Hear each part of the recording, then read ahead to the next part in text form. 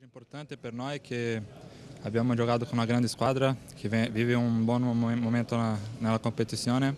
Abbiamo sbagliato qualcuna opportunità di vincere, però meno male che abbiamo fatto un punto che è sempre importante nel campionato. Sì, lavoro per essere titolare, per giocare, ma mister c'è sempre un pianificamento con la squadra perché abbiamo 25 giocatori con condizioni di essere titolari. Facciamo sempre meglio durante l'allenamento, per lui c'è la fiducia per mettere in campo. La nostra squadra c'è 25 giocatori, come ho detto, che quando il mister chiama stanno tutti pronti a fare diverse funzioni in campo, e questo credo che sia la parte forte di Catania, che abbiamo una squadra, non dipendiamo di uno o due giocatori. Oggi non abbiamo Maxi come punta, però la nostra squadra abbiamo superato tutto. Giornata a giornata abbiamo giocato con la squadra.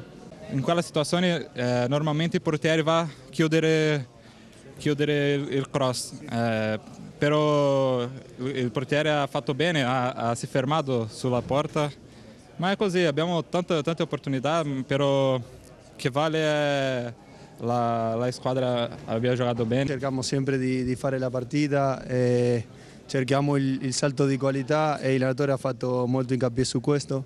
E niente, ce la siamo giocata alla pari contro una grossa squadra che è seconda in classifica. Sono molto contento per il gol. Oggi abbiamo preso un punto in un campo molto difficile.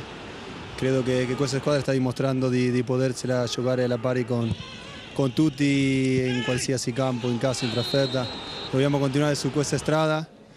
Abbiamo un po' di rammarico perché magari nell'ultima ripartenza potevamo pure fare il secondo gol, però niente, va bene così, un buon punto e ripartiamo la prossima partita da questo pareggio. Mancava poco alla fine del primo tempo, comunque noi facciamo così, arretriamo il reparto come difesa, è stato lui bravo a calciare con precisione, niente, purtroppo abbiamo preso il gol in un momento che credo che era meglio tenere il 1-0 e poi affrontare la seconda metà della partita.